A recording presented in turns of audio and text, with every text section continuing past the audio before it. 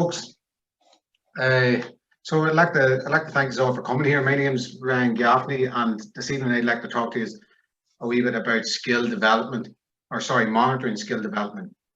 Okay, so to me, skill monitoring is perhaps one of the most important parts of skill development.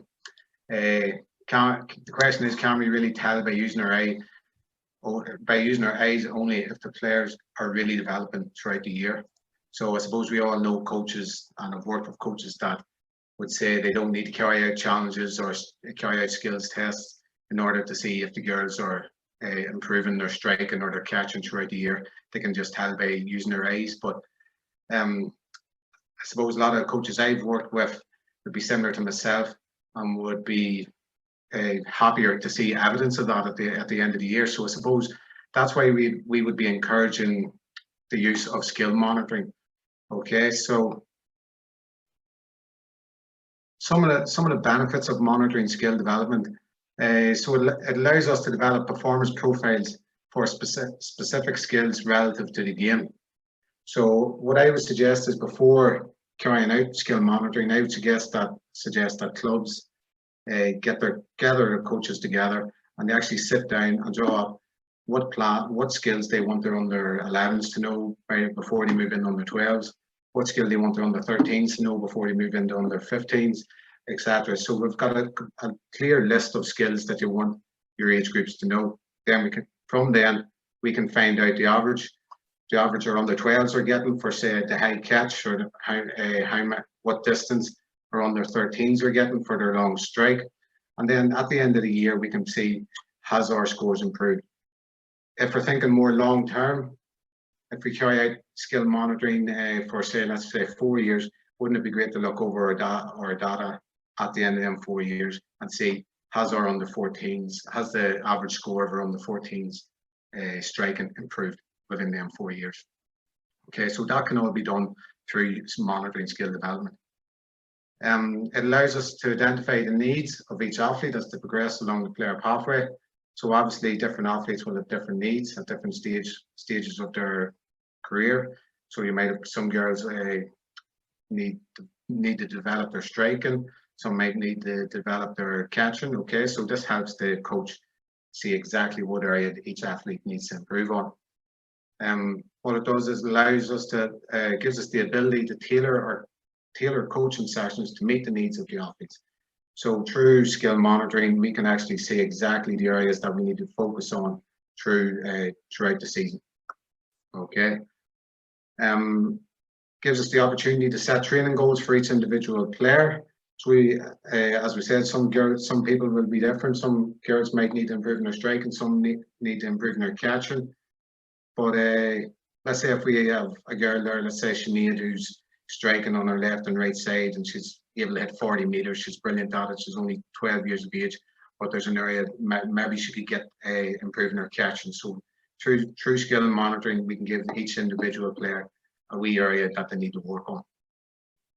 And then finally, it also encourages a player-centered approach to coaching, which is become more important throughout the game. We've heard from Niall there previously, about the player-centered approach. I suppose in the past, coaches were maybe dictating exactly what areas their session should be focused on, and then basically telling the athlete the areas that they need to improve on. But through using skill monitoring, we can, it's effectively the players or the athlete is telling us the area that they need to improve on. Okay, just a quick look at our player pathway. So this is the Camogie player pathway. Some of you might be familiar with this. As you can see, there are 6 different phases of our player pathway. Ideally, we'd like to get through them all tonight, just to see exactly, right, this is what we think our under 8s should be working on, this is what our under 11s should be working on. But I think we only have 18 to 20 minutes for this presentation. So what I decided to do is just focus on the 3 areas. So looking at the child, youth, and then a wee bit of the adult as well. So skills focused on from under 8 to under 11. So as I said, ideally we want the clubs and their coaches to go away and think of exactly what skills they want their under 11s to have mastered before they move into under 12s. Okay, so this is just a list of the skills that I would say need to be considered for this age group.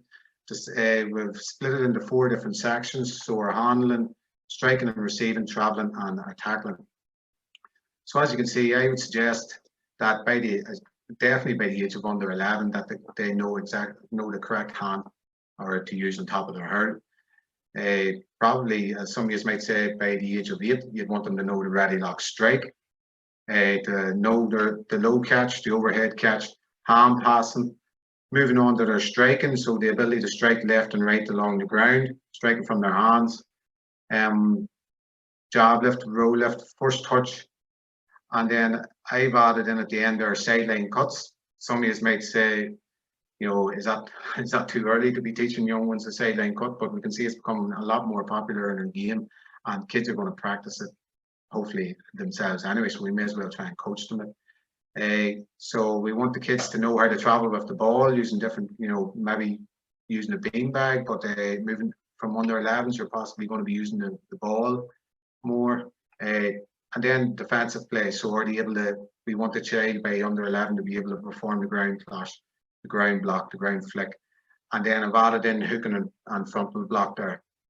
Some people might, you know, as I said at the start, this is really up to yourselves and your club and your other coaches on what you would agree.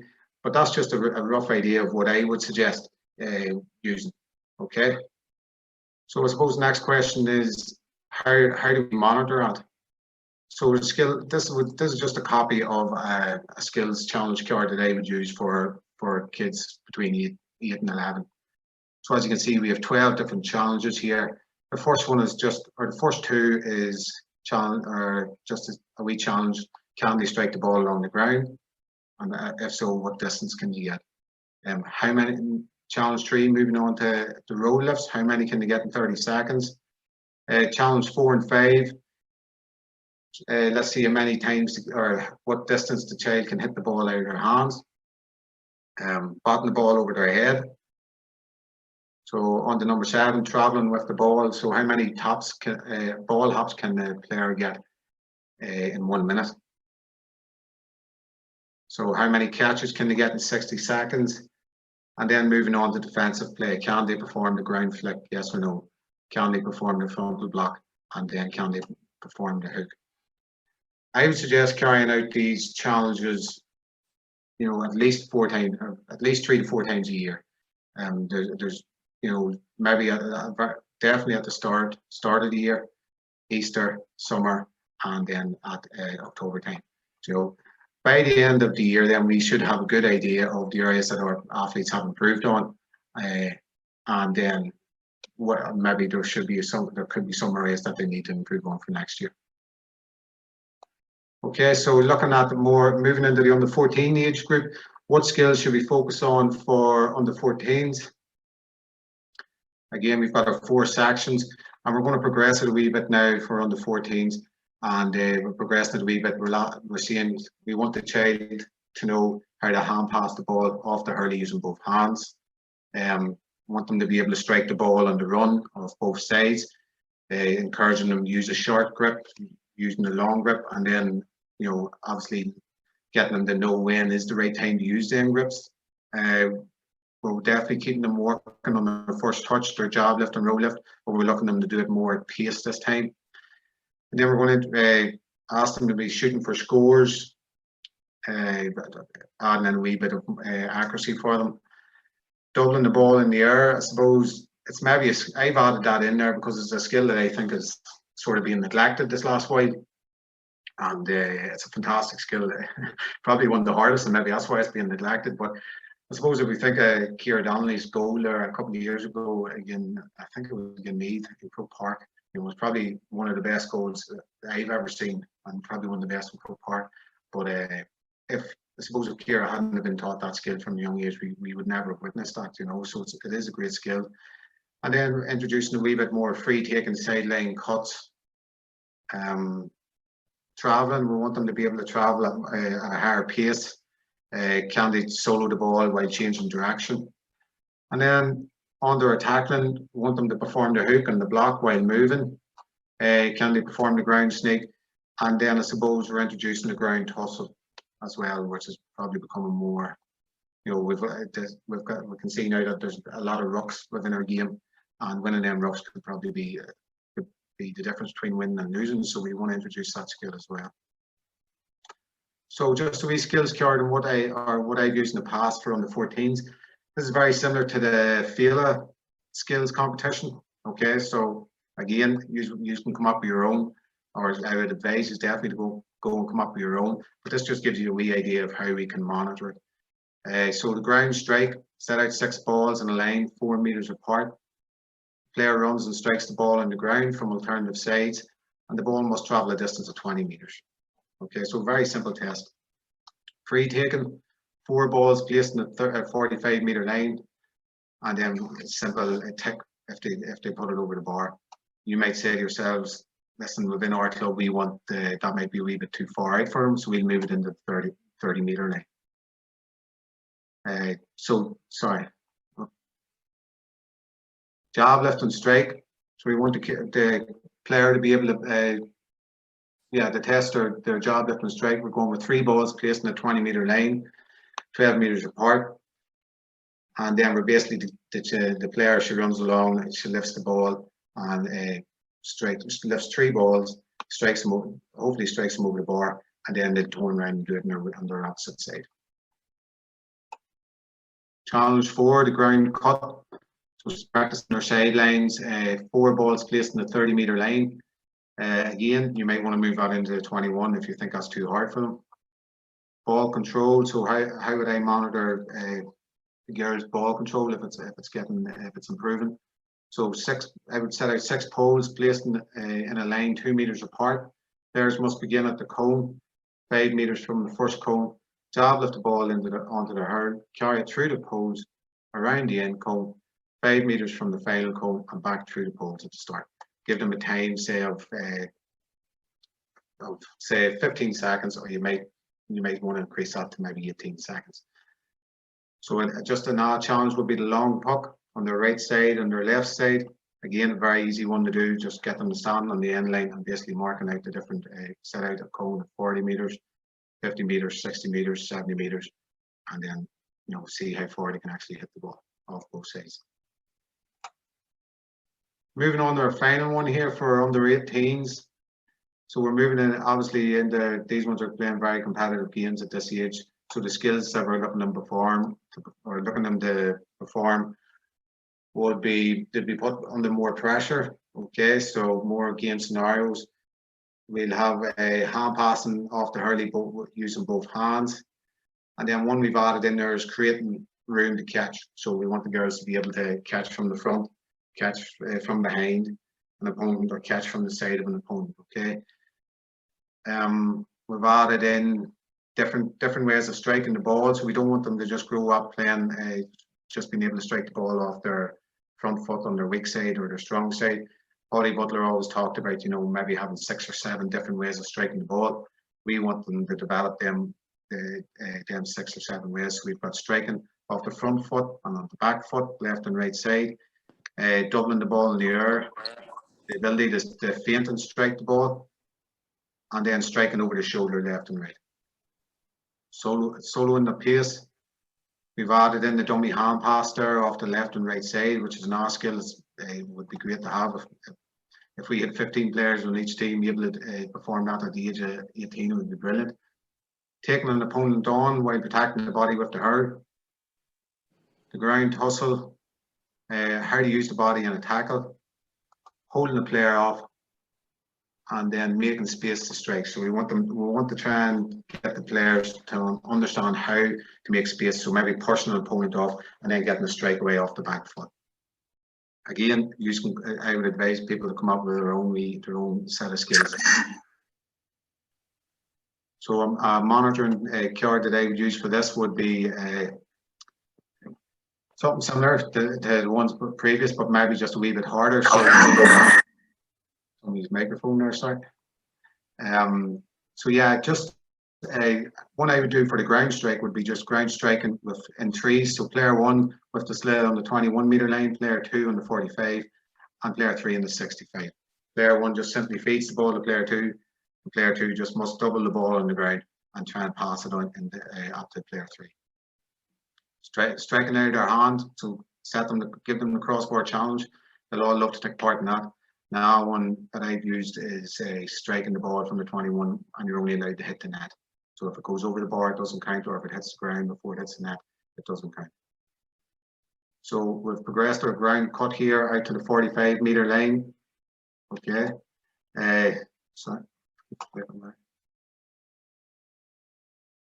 Yeah, jab, lift, and strike. So the previous one we done is just the same, but this time we're going to the 45-meter line instead of using the 21.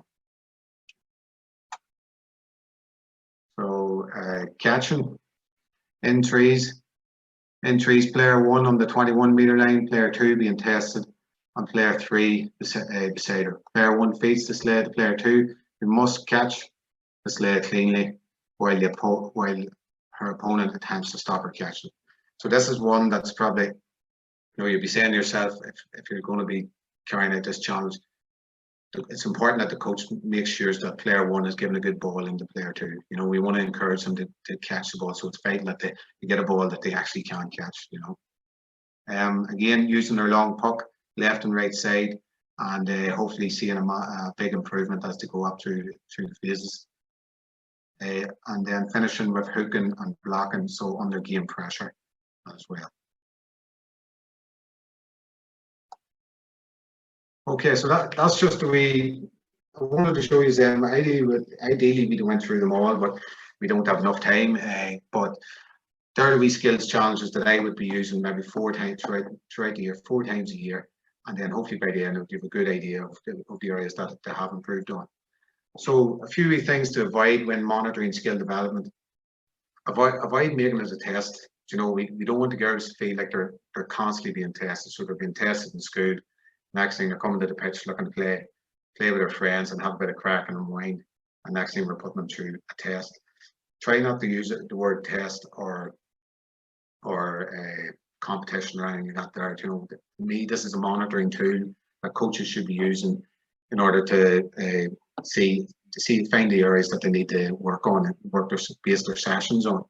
Okay, so failing to consistently monitor.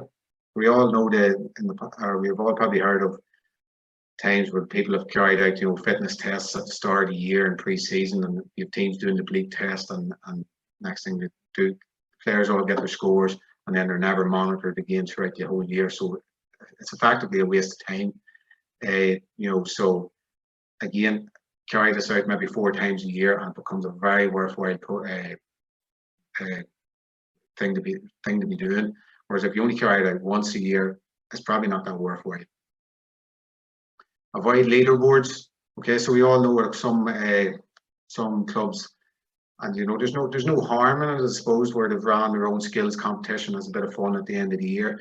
But in many ways, there's only one winner. There's only going to be one winner in that there, you know, so there's only probably going to be one player walking away happy and satisfied. So we do try to encourage, you know, not to use leaderboards.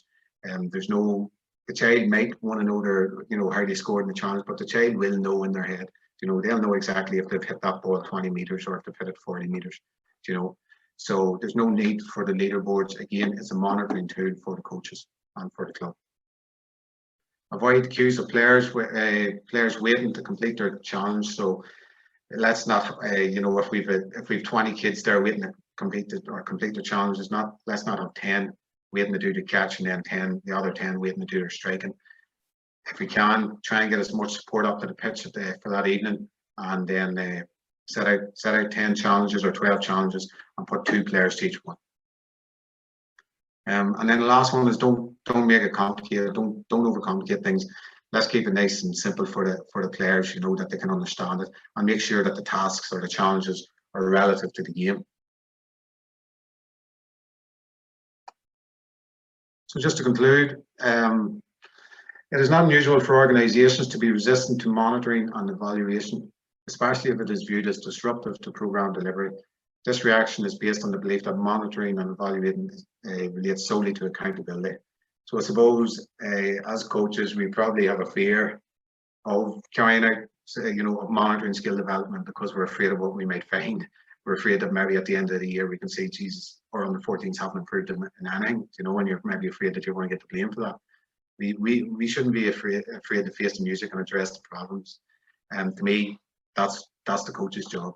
We owe it to the athletes, you know, to find out the areas that they need to improve on, and then help develop them. In my view, the more developed the player's skill level is, then the more chance there is of them staying within our games, and that's exactly what we want. So, skill development. This is a good quote that I found when I was researching this topic. So, skill development remains the most critical physical element in successful athlete performance. A strong, well-conditioned athlete with a poor skill level is akin to a high-performance race car with flat tires. So, listen, there's no point in us all having these well-conditioned athletes when they can't perform the skills. You know, in my eyes, the skills is probably the most important thing. So I know through working with some development squads, they're definitely carrying out, you know, monitoring the athletes physically. But when it comes to skill level, they're probably not. That's an area that's been neglected. So I would definitely encourage clubs and counties to start using, you know, skill monitoring. Some of the resources that I would suggest using, the Kilkenny Player Pathway booklet is a great document now. It's been out a few years. Some of you are probably well aware of it, but again, it's, you know, it's standing the test of time. It's a great document where there's loads of information in there. I would suggest people go and look it up.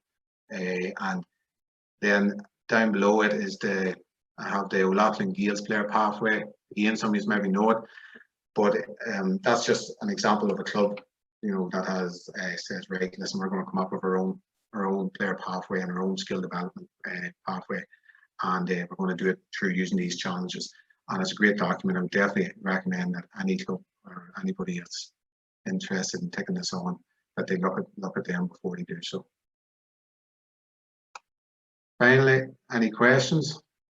So what should we? I meant to say to you at the start, if anybody has any questions, please put them into the chat box. You know, but I'm happy to take any questions if you want. So I think Amy's in charge of them. Yeah, so if anyone has any questions, just pop them into the chat box and we'll do our best to get to them. So we have about 6 minutes left, and one question came in before the start of this. So I'll just ask that first, Ryan, and then anything else that comes afterwards, we'll go to that. So the question was, is there an easier way of completing skill monitoring rather than having to fill out more paperwork? In my experience, it's an exercise that is completed and the score sheets end up sitting in the car and aren't much use. Coaches can become reluctant to carry out the process as it's seen as another paperwork exercise.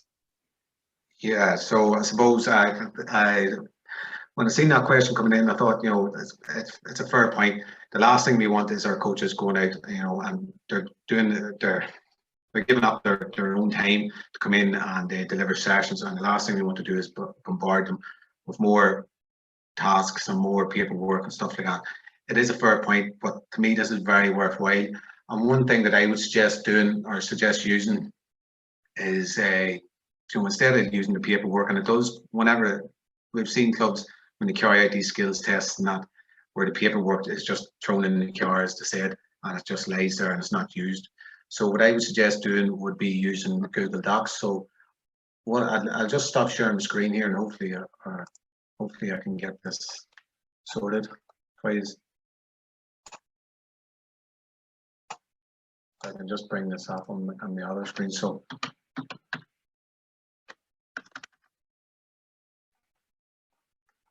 okay, so I'll just share it again.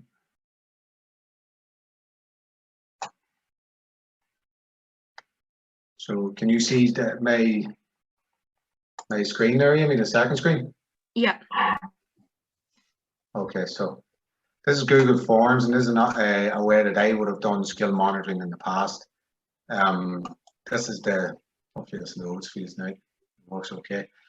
So I'll just click on this one. Some of you might be familiar with Google Forms. To me, it's a great tool.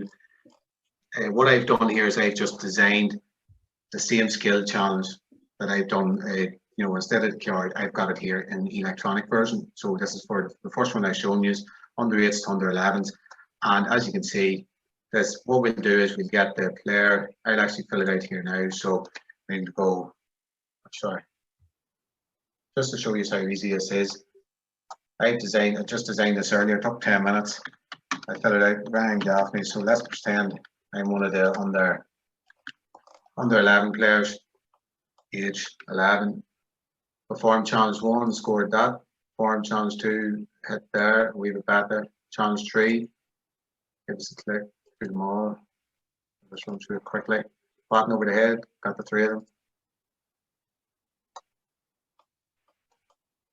And then at the end, submit. So just to imagine you're there and you've got, you know, you're in charge of you're in charge of this here. You've got 3 kids and you're going around with 3 kids across the 10 stations. You fill it out for them, how they done. And then what we do is I can go back to this here, sorry. And then you can see here I've got responses. So what this does is it just collects all the data for us. And here's some that I filled out earlier for us. As you can see, I have one there for Amy, one for Niall, one from maybe 2 from myself. And then this fills out how we scored. So we can see then that most I filled out maybe 6 or 7 of them. Most of us were getting, you know, 25 out of 40, or between 25 and 40 meters for the ground strike. Then what we can do is we can go here, and this, to me, this is the best bit. You can go in here. Anybody that's used to using Excel or anything, here's all your data then gathered here in this one area. So ideally, you'd probably have 30 kids under this here. The performance skills, and then there's the data for their skill. You know, that's important. What you can do then is just, you know, we mentioned performance profiles for each skill. We can just create the average for each skill. You know, so down there, what was the average score? What was the average? And then what we do, then what we have is we have an actual profile of what are under 14, what are under 14, or under 16 or under 17 club players were like. After 3 or 4 years, we can see has that average improved. So it's a very useful tool instead of just collecting it on, you know, by using paper, and then next thing it's lost. Any more questions? Yeah, so we've got about a minute left, so we'll just get to one question if that's okay. So just what do you do if the girls haven't grasped the skill but need to move up to another age group?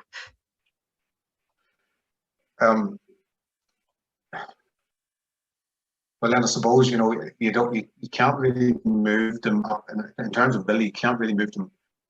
You know, if it is, let's just say it's striking, and the girls don't know, you know, their ability to striking hasn't really improved on their weak side, then we need to try and address that, because the last thing we want is the player to keep going through the age groups and only have developed on one side. So the sooner you can address that, the better. As Niall mentioned in his session earlier, it might be a case of taking three or four people out during the session and working on 10 minutes on their weaker side. You know, taking another 4 people out that are you know, that need work on their catching. Okay, but you know, they can't. I feel like if we want the girls to stay and play within Camogie, then they're going to need all the skills that we, you know, of the game by the age of 18. You know, so ideally, through skill monitoring, we can definitely see, right, this is the area that these 3 girls need to work on. So let's say we carried out this skill monitoring